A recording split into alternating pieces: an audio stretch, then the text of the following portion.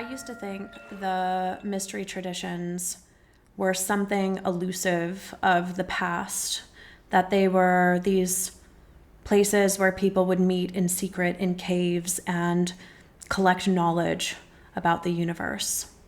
Very exciting stuff. And in a way, yeah, sometimes people did meet in caves and discuss knowledge, and sometimes people did meet underground in different societies. It's true. There were actual mystery schools, which in the golden age were just a part of society, just an open part of society because consciousness was at a different level. But then in the age of Pisces, in the last 2,000 plus years, yes, it went underground. Yes, it was in secret. And a mixture of it. You have the ancient mystery schools of ancient Egypt. You have the Eleusinian mysteries of Greece. You have the Vestal mysteries of ancient Rome. So there was an aspect that was part of society and an aspect that was secret. And you have the ancient Essenes of ancient Judea. And after the time of Christ, so in the AD period, then it all went underground. Once the church rose, it all went underground. It was more secret. You have the Knights Templar, the Freemasons, and there's probably lots of groups that we don't even know about. But what were they all pointing to?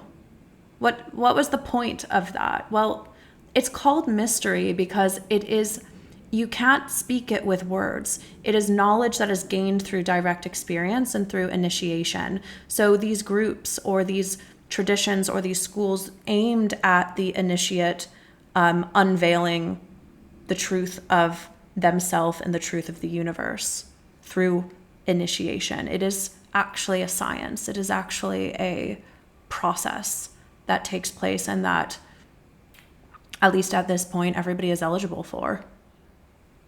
Technically, if they have a body and they're here. Maybe it was more exclusive in the age of Pisces. It was more secret, and it wasn't secret because people wanted to be secretive and exclusive. It was secret because it would probably offend the collective consciousness too much and it would actually be dangerous. Now it's actually all out in the open. You can find the mysteries. You can find these roadmaps that can direct you toward initiation, toward knowing divinity, toward knowing yourself, toward creating real spiritual life inside of yourself, creating a solar soul in a way. Because we don't have that now. We are subjective, we are lunar, we are of nature. This is creating a more solar human. So this is what the mystery traditions aimed at. This is what the mystery schools aimed at. And there's also the subject of the feminine mysteries. What are they? Like, you can't really find much about them. I think it's all speculation. To be honest, I haven't even read that much about it. I haven't even Googled that much. Mine is coming through direct experience. My understanding is coming through following the crumbs. And that's what I hope I'm doing here now on this channel for you. Because I do have memory of being involved in these feminine mysteries in 2 lives that I can remember so far. And I won't go into the details of that, but that is where a lot of my passion toward women's work is coming from, and where I feel mystified and where I want to learn more. So in a way, I don't really have anything to tell you. Let's unpack this together. What are the feminine mysteries? They're so unknowable because the mysteries, right? You can't directly teach anyone the mysteries. They have to discover it for themselves. But there's lots of roadmaps and there's lots of different traditions that can lead the way. And the more you know, the more that is revealed to you. So it might start off very basic for some people, but the feminine mysteries themselves, what are they? In this one experience I had, without going into great detail, we were taught to emanate Isis. That is the great goddess of ancient Egypt. We were taught to emanate her when we were children, and then we were shown in greater detail when we got older. This is in ancient Egypt. So it was like the women learned the feminine mysteries and the men learned other mysteries. Could we call it the masculine mysteries? Maybe. And eventually they came together. And that's what the mysteries are really about, but is about alchemy. It's about alchemizing. But with the feminine mysteries, it's really about emanating this divine intelligence of the womb, right? The womb takes chaos and creates it into form. And you have one of the greatest feminine mysteries around the time of the Essenes. There's so much information in the Dead Sea Scrolls and the Gospels, so much esoteric information, where we have the most famous story of Mother Mary divinely conceiving. Right? It's starting to work with the womb on this higher level. That is within the order of the universe, but it's above the nature that we understand. And no one can tell us about that. Nobody can tell us how to do that. I'm not saying that that's possible or impossible. I don't know. But for sure, women can conceive higher beings. And there's an art to it. I don't know it exactly yet.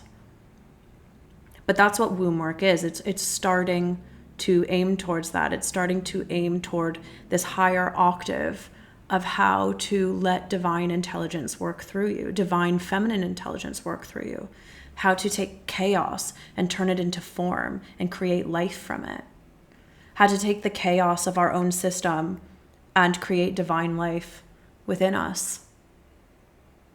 What is water? What is water? That is, to me, the feminine mysteries. The mysteries are about fire and water. The feminine mysteries are about water. You have the Holy Grail of the Arthurian mysteries, the Holy Grail, the chalice, right? This is all pointing to the womb. And in many of these traditions, especially I'm pointing to the Vestal Virgins of ancient Rome, which were kind of the last feminine mysteries to be somewhat open in general society. And you have the Vestal Virgins who kept the fire going for, hundreds of years. There was a fire in the temple and they were the keepers of the fire. The women are the keepers of the fire. So we really play this role in creation. This can really relate to how we experience each other as women, but also how we relate to the masculine as the keeper of the fire. So I'm not here to tell you what any of this means. I'm still learning it as well. But I have resources in the description below that you can check out. I did a podcast with this amazing woman named Marguerite Rigoglioso a few years back. She's doing some incredible work around the feminine mysteries. And there's some beautiful books, but really it's for you to discover. So when women gather and they start to do this work with each other, and they start to find out about their own womb and their own femininity, and they start to reach that farther and farther out and farther within, that is the unveiling of the feminine mysteries. That is the revelation of the feminine mysteries. So we're really starting together to find out what it is. I think this is our job to find out what the feminine mysteries are and not to be told. So it really starts with our own connection and our own connection to each other, our connection to birth, our connection to death, our connection to our sexual energy, our intuitive wisdom.